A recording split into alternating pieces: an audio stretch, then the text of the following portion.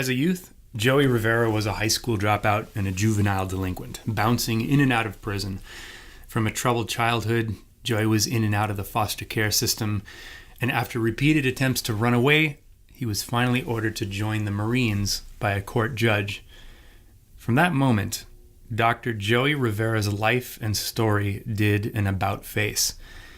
His is a story of second chances, a life do-over in which a boy, a man, decided to create a life that mattered from a life that didn't. It's the story of a person with no initial advantages, grappling his way from nothing to everything, relying on perseverance, momentum, and leveraging the creativity and intelligence of others. Joey Rivera is the founder of one of the most respected small and growing businesses in the entire country. It's known as the Rivera Group. The Rivera Group developed and provides some of the most cutting-edge intelligence software solutions to both government and companies around the world. He spent over 32 years in the military, starting as a private in the U.S. Marine Corps and finally rising to the rank of Army Reserve Lieutenant Colonel, where he's currently assigned to the U.S. Cyber Command, providing expertise in cyber warfare. His passion for helping disabled veterans and youth has him serving on various boards for such causes in his Indiana, Kentucky community. He holds a Ph.D. in software engineering from the U.S. Naval Postgraduate School. And by the way, he taught himself coding from a book in the beginning. In addition to serving as president and CEO, he also leads the Rivera Group's R&D team. From the Improv Live studios in rainy Seattle, Washington, I am Julian Schrenzel, and you are listening to the podcast Improvisationally Speaking.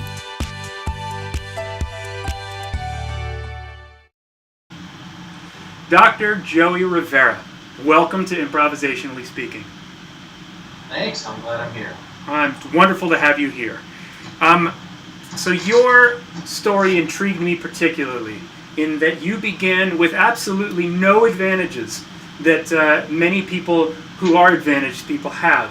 And you had to find it within yourself and within your community to find the success that you have had in your lifetime. And that particularly is interesting to me. I noticed, I know you were interviewed on the American Express Open Forum, which is how I learned of you. And they talked in the beginning about you came up in a family that I understand was a troubled childhood, and you moved into the foster care system, and kind of had a pretty rough start that way. And I would like to know, what do you think if your young self, let's say 40 years ago, could peer into the future to see yourself at this time? What do you think that your young self would have said or felt or believed about your life to now? Wow, that is a great question. Let me start by saying this. People say, oh, it's advantaged or disadvantaged. I'm not sure that we that are disadvantaged even know that we're disadvantaged. I will tell you that we don't look at things like that. We look at the world as gosh, I can't wait until I get to experience what they are experiencing, or it gives us a lot more things to dream about. Our bar for dream is lower than everyone else's, right? I remember when I was staying at a friend's house, and he said, hey, we were getting ready to go hang out, and he said, why don't you go take a shower and get ready? And I said, okay, that sounds good. So I went to his bathroom, and his mother brought in a towel and a washcloth. And I said, I remember this like it was yesterday. I said, oh my gosh, they have a washcloth. They're rich. That was the bar for me. Wow. And it was, by the way, it was matching, right? The washcloth and the towel were matching, and they were rich. Wow. And so I say that to you because what is advantage? Really? Seriously, what is advantage? What is disadvantage? People use that term so loosely, and I'm not sure that I would put me in that category. I think that because I didn't know that I was disadvantaged. Here's what I did know. I bounced around, and it wasn't all because I had a, quote, dysfunctional family. It wasn't anything like that. It was it a non-traditional family? Sure. Was I a non-traditional kid? You better believe it. And I was, I ran away a lot. I was out of control. I had ADD, and I don't use ADD, by the way, as an excuse. As a matter of fact, I very often refer to my ADD as one of the greatest gifts I was ever given, because I am one ridiculously creative guy, and all you have to do is hang around me for an hour, which I'm assuming the playback on this is going to be good evidence of my mind and how crazy it is. But I love having ADD, and I love being creative, and it takes a special friend to be my friend, and a special employee to be my employee. But I certainly think that it is absolute advantage in my life of having ADD. Can you give a specific example of a byproduct of ADD that has particularly served you? Oh my goodness! If I'm with you and we go anywhere and I see how something is done, I see how it can be done better. Bam! That fast. It's automatic for me, and even so much so to the point where, my gosh. Like, for instance, I have a Ph.D. in software engineering, and I can see the end state of software that we are designing and architecture, stuff that takes us, well, our current software is a big data product, and it's taken us 7 years to get there, and I could show you documents 7 years ago where I saw where we were going to be today, 7 years ago, because my mind is that it just works that way. I see the end state, and I'm an exceptionally creative mind, and I'm always almost like putting Legos together. And so I can see it. And so oftentimes I find myself convincing other people the vision is true, it really can be done. And I have to feed it to you slowly because I can overwhelm you with the end state. I learned this over time. And so I have to feed it to people in small bites. I can see the end. And it's as clear as a bell to me. And when I was younger, I used to get really frustrated with people because they didn't get it. They couldn't see it as fast as I could. And so I learned over time that I just needed to feed it in smaller bites. You talk about the role of team at one point in the forum publishing that I read, and you talk about team in pertaining to your transformation from childhood to adulthood. You're relying on a couple of things, and one of those was team. And obviously my background makes me kind of interested in how you, coming from where you are and achieving what you have so far, what is your value in team, and what have you gotten from that? Wow, so here's what I've learned, that to be successful, you have to be your own critic, your worst critic of yourself, and you have to be raw about that. What do I mean? So as we build projects and build companies and even try to advance ideas, oftentimes when we ask people to come along with us and we build things as a team, we interview folks. And what's the tendency there? The tendency is to interview you, and if I agree with everything that you say, you're perfect, you're part of the team. I am the absolute opposite of that. I look for people that are totally 180 degrees different than I am. And because I look at it as a Venn diagram, and if you draw a box and you say all the things we need to be to build excellence are all the skills and talents inside this box. And then I draw a circle in that box and I say I have those skills that are in that circle. Then I need to add people that are filling up the voids that are outside of my circle that are in this box. That means I need to find people that are not me. Right? Now, if you go down the hall and you talk to my CFO, I tease him about this all the time. He says I'm lying. I still believe he doesn't like me. At least I know he can't stand to be in the room with me too long. And I say that with tongue in cheek. He's a great guy, but we are totally different. Mm-hmm. Totally. And so building a team has to be much more than what they know or what they bring to the table. It has to be the different kinds of direct points of view and approaches to problems that are totally different than your own. Yeah. Look, you already know what you already know. Why in the world would you hire somebody like you? Right? And I know it sounds so elementary, but that's what stops small businesses from becoming large businesses. It's because we hire people that we're comfortable with. Yeah. Because we're the guy in the corner office. Yeah. And we get to do that. We get to hire friends. Yeah. Wrong. You should never do that. So that's my point of view. But what about like when you began this trajectory of your life, sure. you probably didn't have a concept of, hey, why don't I partner with someone who totally I don't like, and make that be my success. How did you follow? How did you happen into that concept, and how did you invest so deeply into it, coming from a place of not understanding that? I failed. I had a .com company, 5 partners. All of us were exactly alike. White males. I'm half Puerto Rican, but we were white males and all technology guys, and all even knew the same languages. And we absolutely failed, miserable.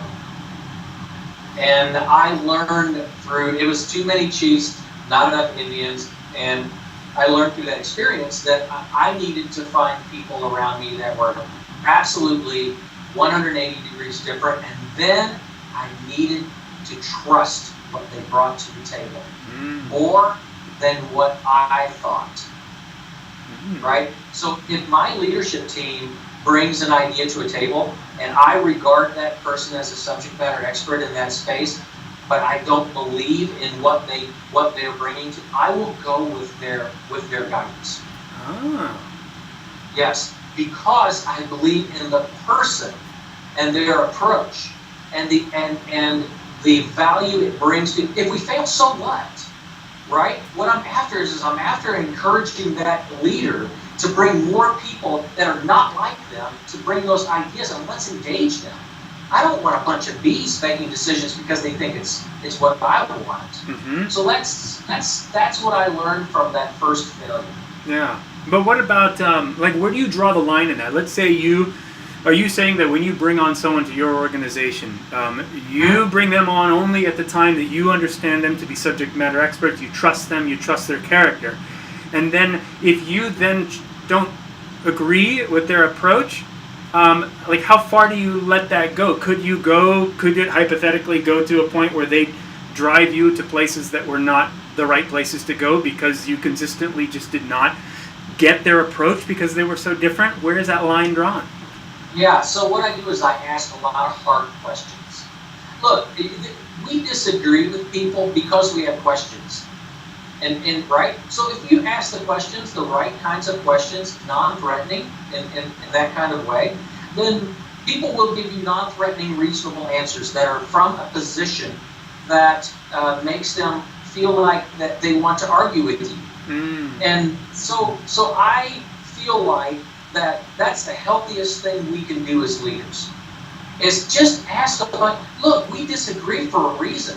I'll ask a bunch of questions. The best solution always survives the best argument. It always does. Yeah. So I say to you, don't be afraid to argue. Argue. And last week I had one of my leaders get so passionate. He slammed his hand on my conference table in my office, and I thought he was going to break the glass. And I said, and then he looked at me, and his eyes, he said, Joey, I'm so sorry. I shouldn't have done that. I said, no. I'm glad you did that. There's something wrong here. I'm not getting what you're saying, or you're not hearing the argument back. One of those two things is going on. Let's hit the pause button and try this again. And we did it. Guess what happened? He was right. He was right. You have a really empowering view of challenge or of debate. Can I understand? Can you give me a little on your philosophy behind debate or conflict? I think it's healthy. Healthy conflict is healthy. Mm-hmm. Right? There's nothing wrong. I think, as a matter of fact, you encourage quiet or introvert people to argue. This is what I say. I say this all the time. Somebody argue with me.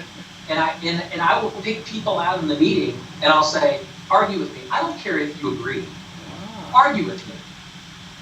Right? And I make people come up with counterpoints. They always come up with something. Always. They always do. And I think when you encourage that, people come into the meeting knowing that you are going to ask them to argue with you, so they have thought through the counterpoints of their suggestion of what they're trying to push, which makes the decision an informed one. Brilliant.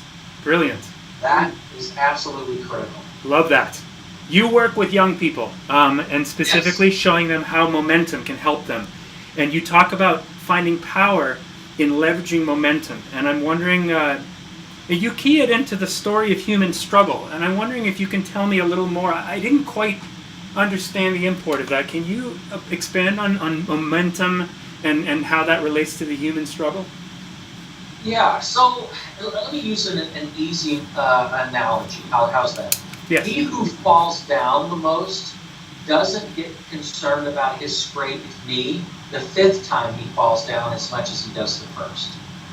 Why? Because they know that it will heal. Right? And so I say this. I say that people that have fallen or that have struggled have a toughness about them. And we can get through. Look, I was court-ordered to join the Marine Corps. They shaved my head and sent me to boot camp. And so I use this joke all the time. What are they going to do? Shave my head and send me to boot camp? I mean, you can't. There's a level of struggle there that people that come from the kinds of backgrounds that I came from, that we have a level of a bar of struggle and toughness and grit that makes us ridiculously competitive if we know how to focus it. Right? So here's what I say. Our competitors, they can out talent us, they can't out grit us. And so if you want to go up against us, you have to look over and see a junkyard dog. And we are going to fight. And I mean fight. And a lot of times we will just flat out outlast you. Because it's grit. And I believe that people that go through what we have gone through that's how you leverage that. You bring that to as a leadership team, you go, hey guys, hang on a second. If you think that quit is anywhere even close, we got 3 or 4 more years left. I used to be a drill sergeant in the Army. And I would bring kids that just graduated high school, and I'd be running them. And in the morning, and as kids, and they're just learning that they're tired, and I'm a drill sergeant, I'm screaming at them. And what I'm teaching them is, you think you're tired? You're not even close to being tired yet. And what kids learn is they learn that there are more gears. That you can reach down and grab another gear. And that's what I'm screaming in kids' ears. I'm screaming, you're not done yet. You're not done yet. You got another gear. And that's what I do as a leader. I tell our teams, we're not even close to being done, guys. We're not even close. You see those guys over there? They're lagging down. They're every time that we go through the competitive landscape and we see that the competitors fall off, that's good for us. We're just narrowing down the competitive space. We haven't even hit second gear yet. And that's how I view our experiences coming through a non-traditional environment, how I leverage that as a leader. I teach our leadership team and our folks, there are more gears. Reach down, grab them, let's go. So So it sounds to me like your approach when you were a drill sergeant, obviously you can scream and yell at a kid and get that through their head. What's the difference when you're working with a professional organization with grown-ups? It's to show them when they hit their second gear, right? So let's say we work all weekend and we get something done and we show up on Monday morning and it's a huge success. I will come back and say, guys, that's what second gear looks like. Now, who thinks that we hit second gear? We didn't even get close, guys. We got more gears left, don't we? Put that one in reserve. Just understand that's what second gear looks like. That's great. That's really, really interesting. I wanted to ask you, actually, so there was something you just described that really answered my question. I was going to ask you about debate in business. Yeah, actually, this is a good question. Debate in business is really oftentimes seen the stigma of debate. It's so linked to conflict. And in business, I see a lot in my practice how you got to go in there and kind of like redefine, the power, the plus side of having anything that is conflict or related to one person, not everybody going the same way. And very often in the professional organizations, that is seen as a negative thing. Anytime there is this, it always equals something bad. And I was wondering, from your sense, how do you reprogram that? Yeah, it has to start and end every conversation as a leader. It really does. I always start and end my conversations with seeking excellence. Let me ask you this question. Have you ever created anything that you would consider is at the level of excellence without being passionate about it? No. No. So I say to you, if you're passionate enough to argue a position, it must be excellence. If you're not passionate enough to argue it, it's not worthy of an argument. Huh. So I say this, in order for us to be able to achieve excellence, somebody has to argue. Let's go for it. And excellence will come out of the end of it. Yeah. It has to be surrounding the concept that we together are going to argue until excellence is the only thing that's left. Yeah. Why do you think that this concept that you're putting out is so novel to people? Like, why is it that we're not seeing the obvious value of this mindset and it's not highly accepted? Because this is novel. What you're saying is not done by a lot of people, as evidenced by the fact that most people haven't really kind of had the kind of career that you have, which is very desirable by a lot of people. I think it's because people are afraid to fail. So what they want to do is, what we see a lot in new employees is they'll come to the table and they will only bring safe ideas. Oh my gosh, that's the last thing you want to do in my meeting, because I will call you out in a heartbeat, and so will the rest of the team. They'll say, "Oh, that's safe." You save that for somebody else that is impressed by that. What we're after is excellence. Mm-hmm. And then you see that, and once they figure out that it's safe to fail, or it's safe to go up, they'll start saying things like, "Oh, this is kind of crazy, but now we're on to something." And I went crazy. Come on, guys, you're not leaving. Everybody stand up. Nobody's sitting down. Somebody give me something crazy. There's a guy that runs my marketing team. His name's Scott. He thinks I'm nuts because every time he comes, we just did a huge display for a conference with him, and he runs it past me, and I was like, "Scott, that's not excellent yet. It's close, but it's not excellent yet." And I get it, and then I'll go down the hallway and I'll grab 3 or 4 or 5 random people and I'll drag them back to the marketing area and I'll say, "Look at that." And then they'll look at it and I'll say, "Now close your eyes. Tell me, what did you see?" Mm. And if they can't tell me what they looked at after 5 seconds, if they can't tell me the screaming message that's in this big marketing display, we missed it. It's not excellence. And so Scott's going, "Oh my gosh, Joey, you're killing me. I've got all this hours in graphic design." "No, Scott, there's excellence here. There's excellence here. Let's just keep stretching. Let's just keep stretching." Finally, finally, I grabbed a bunch of people, I dragged them over, I did the 5-second test, and immediately they told us exactly what they saw. And I said, now, when someone is walking through the conference center and they glance over at your booth, and they're only going to look at your booth for 5 seconds before they keep walking, did we send the message? And the answer is yes. Now we are in excellence. What for you is next? I sense that you just have, I don't know, I sense that you've got something more in you than where you're at right now, and I'm wondering if you really do. Heck yes! Are you kidding? I'm a hill climber. That's what my wife calls me. I'm a hill climber. I have, this project we're working on now is going to change the world. And it's doing it now. And we just launched it this year. It's an amazing product. And but of big systems data architecture. The next product that we're going to do is going to be 10 times the impact of this one.